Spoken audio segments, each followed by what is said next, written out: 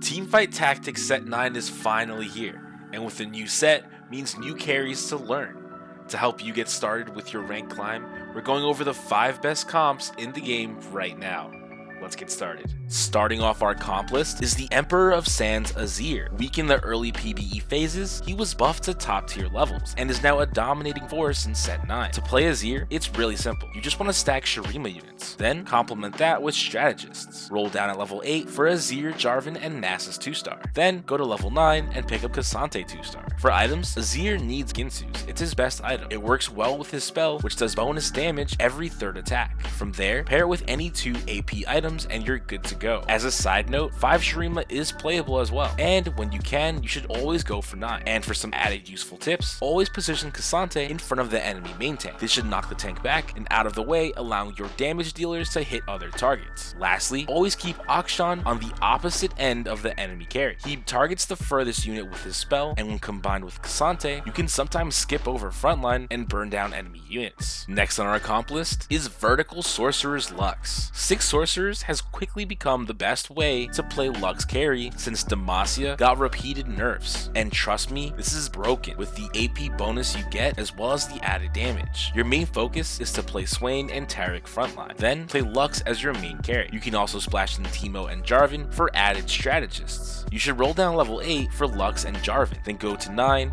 for Ahri and K'Sante. If possible, you should always try to go for 8 sorcerers. For items, Jeweled Gauntlet is mandatory on Lux for big damage. Next, you can combine that with any other power items. Normally, AP casters need a mana item, but since Lux spends so much time casting her spell, you technically don't need it. But blue buff does feel nice on her for constant damage with very little downtime, so I personally still build one. Now for our next comp, there's 2 ways to play Kai'Sa. You can go for 8 Void and almost auto win rounds with Baron Nashor, but that requires a Void emblem, which is pretty rare. The other way, and much more practical style, is to play 3 Void and fill the board with challenger units. You should be able to reach 6 challengers by level 9, and going for 8 challenger is playable, but also very rare since you'll need 2 emblems. But at least there is a spatula combo for it with the recurve bow. You should be looking to roll down at level 8 for Kai'Sa 2 and Yasuo 2-star, and any other frontline upgrades you might need. From there, push for level 9, and you can add in a flexible legendary unit like K'Sante, Ryze, Heimerdinger, or Senna. Personally, I use Senna for the added attack speed and team-wide shielding. Kai'Sa's best items are Spear of Shojin with any 2 AP items. If you can, avoid building Jeweled Gauntlet since Kai'Sa does not get any natural AP. Also, Ginsu's is not as good as it was in previous sets like set 8, so try not to build it when you don't have to. Now for one of my favorite boards, we have Gunnar Zeri. Now sometimes you can only go for 4 Zaun, but always play for 6 when you can. It only requires 1 emblem, and the overcharge boost from Zaun mods are super broken. Normally, you should be able to play 4 Gunnar, 4 Zaun, and then round out your comp with 4 Juggernauts for an extra beefy frontline. There's also the option to play 3 Piltover instead of Juggernaut if you find it early, but that's risky if you find it after stage 2, so don't get baited by the T-Rex. You want to roll down at level 8 for Zeri, Urgot, and Nasus 2-star. Then push for level 9 and complete your board with Senna and Aatrox 2-star. Zeri's best item is Ginsu's Rageblade. From there, you can combine that with any 2 AD items like Infinity Edge, Giant Slayer, and Rune's Hurricane. I personally love playing the Augment Idealism and slamming Hand of Justice on her for the extra 20% damage. Your extra carry items should go to Aatrox, and tank items can go to Urgot or Warwick. Lastly, as a quick positioning tip, always place Jace and Zeri next to each other. Jace's spell gives adjacent units bonus attack speed, which is busted when combined with Ginsu's. And now our comp list wouldn't be complete without Deadeye Aphelios. He is one of the most simple carries to play this set. All you need to do is stack 4 Deadeyes, then play as many Freljord and Targon units as you can. Then at level 9, add in any 2-star legendary units that you hit. Frontline is preferred since you won't need more damage, but anything is useful. Your goal is to roll down level 8 for Aphelios, Sejuani, and Urgot 2-star. Then move on to level 9 for your legendary unit. As for items, Aphelios loves Ginsu's, which means it's best to slam Ginsu's early and flex between different boards like Zeri, Azir, and Aphelios carries. Then from there, pair Ginsu's with any 2 powerful AD items. Keep in mind, you don't want to make Last Whisper. This is because Freljord 2 will shred the armor from enemy boards. Instead, a second power item will ramp up the damage really quickly. Finally, like we mentioned earlier, always make sure to have Akshan on the opposite end of enemy carries, just as you would if you were playing Shurima. Did this guide help you? Drop a comment and let me know which comp you're most excited to play. Until next time, I'm Swagadelic.